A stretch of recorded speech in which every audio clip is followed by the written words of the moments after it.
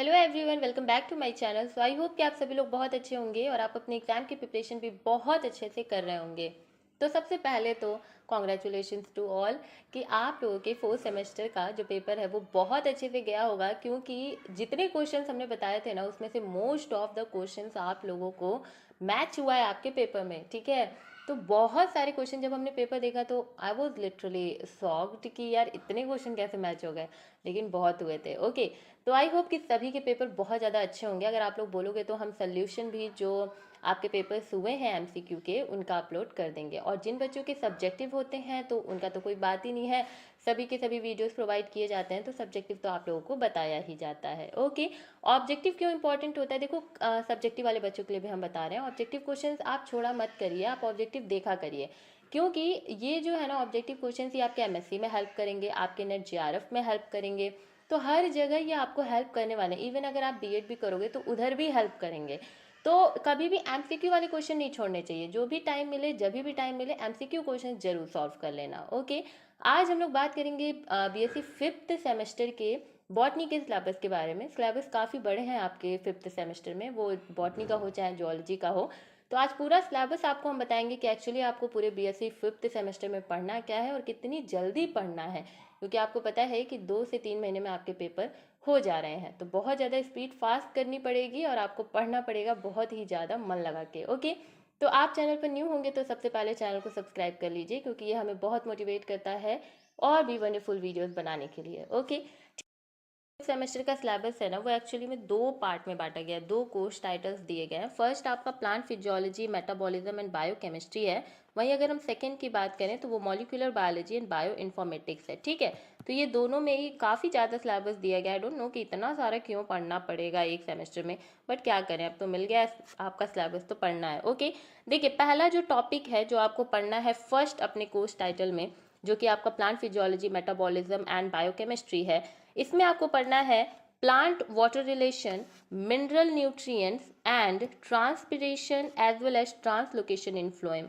इसमें कुछ टॉपिक्स होते हैं जैसे कि वाटर की इंपॉर्टेंस बताइए, वाटर पोटेंशियल क्या होता है, इसके कंपोनेंट क्या होते हैं, ट्रांसपिरेशन क्या होता है, इनके सिग्निफिकेंस, इनको अफेक्ट करने वाले फैक्टर्स, रूट प्रेशर, गटेशन, ये सभी जो हैं आपके फिजियोलॉजी। ठीक है, जैसा कि आपने ऊपर पढ़ा है प्लांट फिजियोलॉजी, तो इन सभी से रिलेटेड जितने भी आपके टॉपिक्स हैं they are very much important for this semester, तो वो आपको कंप्लीट करना पड़ेगा। ओके, एक्टिव पैसिव ट्रांसपोर्ट, तो ये हम आपको कंप्लीट करा देंगे, क्लासेस आपकी जल्दी ही चलेंगी। ओके, देखिए carbon oxidation is our second topic, जिसमें आपको क्रैब साइकिल, जैसे कि आप जानते हो, देखो इसमें आपको फुल्ली इतना कुछ लिखा हुआ है ना, लेकिन सब इंक्लूड हो जाएगा आपके क्रैब साइकिल, ग्लाइकोलिसिस एंड आपका जो ईटीएस होता है, इलेक्ट्रॉन ट्रांसपोर्ट सिस्टम, यही आपका इसमें पूरा दिया हुआ है। काफ़ी सारे टॉपिक्स अलग अलग निकाल के बस दे दिए गए हैं, लेकिन आपको जनरली इसमें 3 ही पढ़ने हैं, Krebs cycle, glycolysis and ETS. Okay, तो ये चीज़ आपको पढ़ना है। थर्ड है नाइट्रोजन मेटाबॉलिज्म, जिसमें आपको nitrate assimilation, biological nitrogen fixation, जिसमें आपको एग्जाम्पल्स पढ़ने हैं लेग्यूम के, नॉन लेग्यूम प्लांट्स के। ठीक है, फिर physiology of biochemistry of nitrogen fixation पढ़ना है, अमोनिया एसिमिलेशन पढ़ना है, फिर reductive amination and transamination, amino acid synthesis, इन सभी के बारे में आपको थर्ड यूनिट में पढ़ना है। फोर्थ यूनिट है आपका लिपिड मेटाबॉलिज्म एंड बायोसिंथेसिस, जिसमें आपको लिपिड मेटाबॉलिज्म के बारे में पढ़ना है। ठीक है, किसके बारे में, लिपिड मेटाबॉलिज्म के बारे में पढ़ना है, उसके सिंथेसिस और ब्रेकडाउन पढ़ना है, ट्राइग्लिसराइड की ऑक्सीडेशन, ग्लाइकोजिलेट साइकिल, फिर ग्लाइकोजिनोजिनेसिस, क्या है ग्लाइकोनियोजिनेसिस, हाँ ये बहुत इंपॉर्टेंट टॉपिक है। उसके बाद रोल पढ़ना है इसका, mobilisation of lipid during seed germination oxidation. फिर फोटोसिंथेसिस में पढ़ना है कि पिगमेंट के क्या होते हैं, action spectra enhancement effect, electron system, photophosphorylation, C3 C4, photosynthesis, CAM और कैम का रिएक्शन एंड सिग्निफिकेंस, ये सब भी आपको पढ़ना है। ओके, देखिए फिर है हमारा फिफ्थ यूनिट जो कि है plant development, movement, dominancy and responsive. तो इसमें आपको पढ़ना है developmental role of phytohormone, जिसमें आपको auxin, gibberellin, cytokinin, ABA ethylene, ठीक है, जिसको आप एबा भी बोलते हो। फोटो पेरियोडिज्म, जिसमें आपको short day plant SDP, long day plant LDP, day neutral plants के बारे में पढ़ना है। फाइटोक्रोम की डिस्कवरी एंड स्ट्रक्चर पढ़ना है। Red and far red light पढ़ने हैं। रिस्पॉन्सेज ऑन फोटोमॉर्फोजेनेसिस पढ़ना है। Seed physiology and dormancy vernalization पढ़ना है, ठीक है। फिर हमारी यूनिट 6 की बात करें, बायोमोलिक्यूल में आप जानते हो कि आपको कार्बोहाइड्रेट हो गया, लिपिड हो गया, प्रोटीन हो गया, ये सब चीज़ें आपको बायोकेमिस्ट्री में पढ़ना है, जो कि आपका कोर्स टाइटल का एक लिखित रूप में आपको दिया हुआ है कि बायोकेमिस्ट्री भी आपको इसमें पढ़नी है। तो कार्बोहाइड्रेट में आपको नॉमेनक्लेचर एंड क्लासिफिकेशन पढ़ना है, वही अगेन आपको मोनोसेकेराइड के बारे में, role of monosaccharide, glucose, fructose, sugar, alcohol, mannitol. फिर डाइसेकेराइड में आपको देखिए ये स्पेसिफिकली आपको दे दिया, जैसे मोनोसेकेराइड बहुत सारे मोनोसेकेराइड होते हैं, लेकिन स्पेसिफिकली आपको दे दिया गया है कि मोनोसेकेराइड में भी आप ग्लूकोज को पढ़ो, फ्रक्टोज को पढ़ो, ठीक है, शुगर, अल्कोहल, मैनिटोल को पढ़ो। डाइसेकेराइड में आप सुक्रोज एंड लैक्टोज को पढ़ो। ऑलिगोसेकेराइड एंड पॉलीसेकेराइड में आप स्ट्रक्चर सेलुलोज का देखो, hemicellulose, pectin, storage, starch, insulin, ठीक है, इनुलिन, इन सब के बारे में आप पढ़िए। फिर लिपिड की बात करें तो स्टोरेज लिपिड हो गया, fatty acid structure, function, structure lipid, phosphoglyceride, introduction of lipid, micelles and monolayer, bilayer, ठीक है, ये सब आपको कार्बोहाइड्रेट में पढ़ना है। देखो सबसे आसान तरीका होता है, सिलेबस आपको क्यों दिया जा रहा है, सिलेबस आपको इस वजह से दिया जा रहा है कि आप इस सिलेबस को या तो फोटोकॉपी कराओ या तो पूरे सिलेबस को अपनी कॉपी में लिखो, जो कि वेस्ट ऑफ टाइम होगा। आप इसकी फोटोकॉपी कराओ और फिर इसको अपने कहीं भी किसी भी कॉपी में लगा दो या फिर अपने दीवार पे लगा दो और हर एक टॉपिक को पढ़ो और उस पर टिक लगाते जाओ कि ओके दिस इज डन। और ये जो सेमेस्टर के आपके सिलेबसेज है ना, they are very means I can not describe you कि कितना ज़्यादा ये आप लोग के लिए इम्पोर्टेंट है। क्योंकि सेम जो बच्चे यूपीएससी की तैयारी कर रहे हैं, यूपी पीसीएस की तैयारी कर रहे हैं, बीपीएससी की तैयारी कर रहे हैं, किसी भी स्टेट के पीसीएस लेवल की तैयारी कर रहे हैं, अगर उन्होंने बॉटनी ऑप्शनल लिया है या जूलॉजी ऑप्शनल लिया है, तो ये सभी टॉपिक्स ना अल्टीमेटली जा करके उनसे पूछे जाएंगे। और तो अभी से इसके नोट्स बनाओ ना। या फिर जो बच्चे बस बीएससी करके रहना चाहते हैं तो भाई ठीक है, तुम घसीट के निकाल दो, कोई दिक्कत नहीं है। वैसे तो सेमेस्टर के इस तरीके से आप लोग के सिलेबस बनाए गए हैं कि आप इसको घसीटे वाली पढ़ाई नहीं कर सकते हो, ठीक है। तो सबसे पहले तो भाई ये आप एक दिमाग में रखो कि बीएससी के बाद करना क्या है।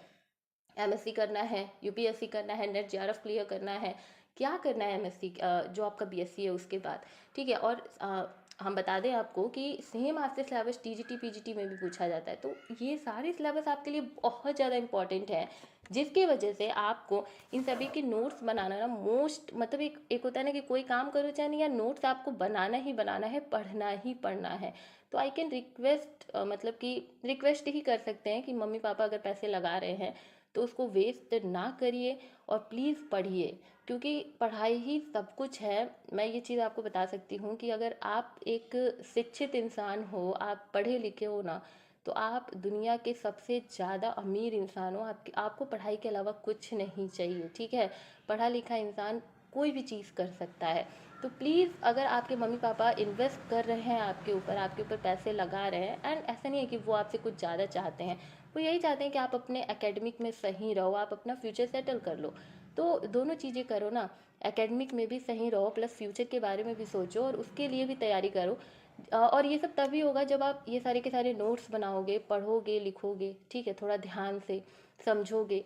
तो ये सारी चीज़ें प्लीज़ करिए। सिलेबस का वीडियो बनाने का मेरा एक ही पर्पज़ होता है कि दिमाग में ये डालो कि मेरे को इतने टॉपिक्स पढ़ने हैं और ये जो चीज़ें हैं ये हमें इनकलकेट कर लेना है। ये सभी चीज़ें जो हैं ये मेरे दिमाग में बैठ जानी चाहिए, जितने मेरे सिलेबस में वर्ड्स लिखे हुए हैं, जितने टॉपिक्स लिखे हुए हैं, क्योंकि ये हमको आगे चल के बहुत ज़्यादा हेल्प करेगी। तो एकेडमिक प्लस फ्यूचर दोनों का सोचना है हमें, तो नोट्स बनाना है। सिलेबस अपलोड करने का एक मतलब मेरा ये नहीं है कि आपने बस वीडियो देख लिया और कह दिया हाँ चल भाई देख लिया, देखा जाएगा, सिलेबस पढ़ा जाएगा, कंप्लीट हो जाएगा। कहीं ना कहीं से नहीं कंप्लीट करना है। आपको एक टीचर को पकड़ना है जिससे आपको समझ में आ रहा है, उस टीचर को देखो, उनसे समझो और नोट्स बनाओ, ठीक है। वो टीचर कोई भी हो, मैं अपनी बात नहीं कर रही हूँ, कोई भी टीचर हो, क्योंकि आपके जो मम्मी पापा है ना, वो उन्होंने पैसा लगाया है, तो उन्होंने आपको एक बाउंड्री नहीं दे दी है कि इसी टीचर से पढ़ना है। उन्होंने आपको पूरा एक फ्रीडम दिया हुआ है ना कि यार जिससे पढ़ना है पढ़ो, बस अच्छे से रहो, अच्छे से पढ़ो, अच्छे से लिखो। तो वो आपके ऊपर है, तो वो फ्रीडम ऑफ चॉइस जो है वो आपके ऊपर है। तो आप चूज़ करो कि कौन सा टीचर आपके लिए अच्छा है, कौन सा टीचर नहीं अच्छा है, और फिर उससे पढ़ो और अपने नोट्स बनाओ, ठीक है। तो ये चीज़ बोलना बहुत ज़्यादा ज़रूरी था, इस वजह से आज हमने बोला है। थोड़ा टाइम ले लिया, बट ये हम कट नहीं करेंगे। हम बहुत सारी वीडियोस में आप लोग को बहुत कुछ मोटिवेट करने के लिए बोलते हैं, लेकिन फिर उसको कट कर देते हैं टाइम की वजह से। लेकिन ये चीज़ हम आज नहीं कट करने वाले हैं, बिकॉज प्लीज़ पढ़िए, पढ़िए, पढ़ाई के अलावा कुछ नहीं है ज़िंदगी में, सच बता रहे हैं, कुछ भी नहीं है ज़िंदगी में। अगर पढ़ लिया तो सब कुछ मिल जाएगा। ओके, देखिए फिर हमारा नेक्स्ट यूनिट है प्रोटीन। प्रोटीन की बात करें तो स्ट्रक्चर ऑफ अमाइनो एसिड आपको प्रोटीन के बारे में पढ़ना है। फिर peptide bond, level of protein structure, primary structure पढ़ो, सेकेंडरी पढ़ो, टर्सरी, क्वाटरनरी, ठीक है, ये सभी स्ट्रक्चर्स आपको प्रोटीन के बारे में पढ़ना है। ओके, इलेक्ट्रिक पॉइंट्स पढ़ने हैं, प्रोटीन डीनेचुरेशन की प्रोसेस पढ़नी है, बायोलॉजिकल रोल्स ऑफ प्रोटीन के बारे में आपको पढ़ना है। Nucleic acid, structure of nitrogenous bases, structure and function of nucleic acid, denaturation and renaturation आपको पढ़ना है। एंजाइम्स की बात करें, structure of enzyme, holoenzyme, apoenzyme, cofactor, coenzyme, prosthetic group, mechanism of action, activation energy, lock and key hypothesis, induce fit theory, enzyme inhibition, factor affecting enzyme activity, allosteric enzymes, introductory concept of phytonutrients, फिर nutraceutical, dietary supplements and antioxidant, ठीक है, इन सभी के बारे में आपको पढ़ना है। ये जितने भी टर्म्स दिए हुए हैं ना, ये बस आपके बायोलॉजी में आपके लिए नहीं हेल्प करेंगे, ये आपको हर जगह हेल्प करने वाले हैं। अभी आप सोच रहे होगे कि बस बॉटनी एंड जूलॉजी ही जिंदगी है, नहीं, आगे बढ़ना, देखना तुम्हें कितना कुछ पढ़ना पड़ेगा, ठीक है।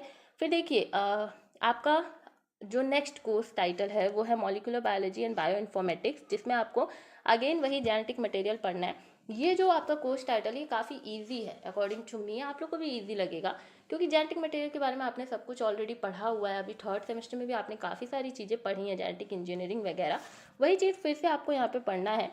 तो ये स्कोर गेनिंग वाला आपका कोर्स टाइटल दे दिया गया है। ऊपर वाला हार्ड है, काफ़ी हार्ड है, लेकिन ये आपके लिए थोड़ा ईजी होगा, ठीक है। जेनेटिक मटेरियल जो कि आपका यूनिट 1 है, इसमें आपको पढ़ना है Miescher to Watson and Crick historic perspective, Griffith and Avery transformation experiment, फिर Hershey and Chase, bacteriophage experiment, DNA structure, types of DNA, types of genetic material, DNA replication prokaryote and eukaryote दोनों में, semi conservative nature of DNA, DNA replication prokaryote eukaryotic दोनों में पढ़ना है। हर चीज़ आपको pro and you दोनों में पढ़ना है, ठीक है।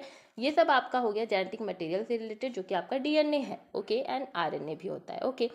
सेकंड देखिए transcription and regulation of gene expression, type of structure आपको आरएनए के बारे में पढ़ना है, जिसमें आपको एमआरएनए का स्ट्रक्चर, टीआरएनए, आरआरएनए, इन सभी का स्ट्रक्चर, फंक्शन, ये सब कुछ आपको पढ़ना है। आरएनए पॉलीमरेज क्या होता है, मतलब आरएनए से रिलेटेड हर चीज़, लैक ओपेरॉन हो गया, ट्रांसलेशन की प्रोसेस हो गई, रेगुलेशन ऑफ जीन एक्सप्रेशन हो गया, ये सब कुछ आपको इस टॉपिक में पढ़ना है।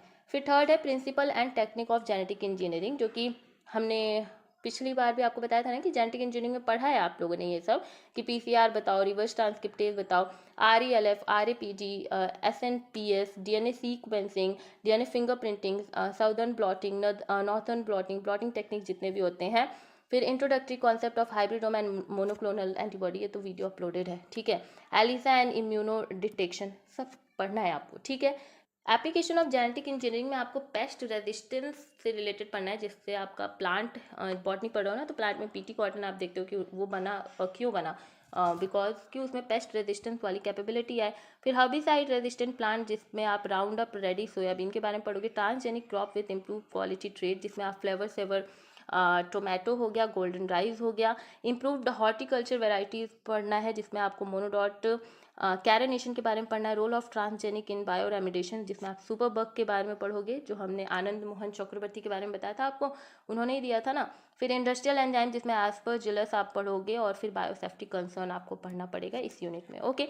फिर बायो इन्फॉर्मेटिक्स में आ जाए, उनके एप्लीकेशन में ये आप लोग के लिए थोड़ा सा अलग है और इम्पॉर्टेंट भी है। कंप्यूटर फंडामेंटल्स पढ़ने हैं, प्रोग्रामिंग लैंग्वेज पढ़ना है। बायो इन्फॉर्मेटिक्स में role of supercomputer in biology पढ़ना है। Historical background scope of informatics, genomics,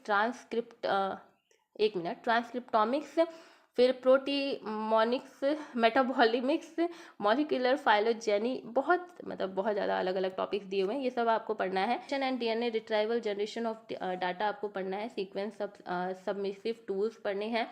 sequence file पढ़ना है। फिर लास्ट हमारा फाइलोजेनेटिक एनालिसिस, हमारा लास्ट यूनिट है।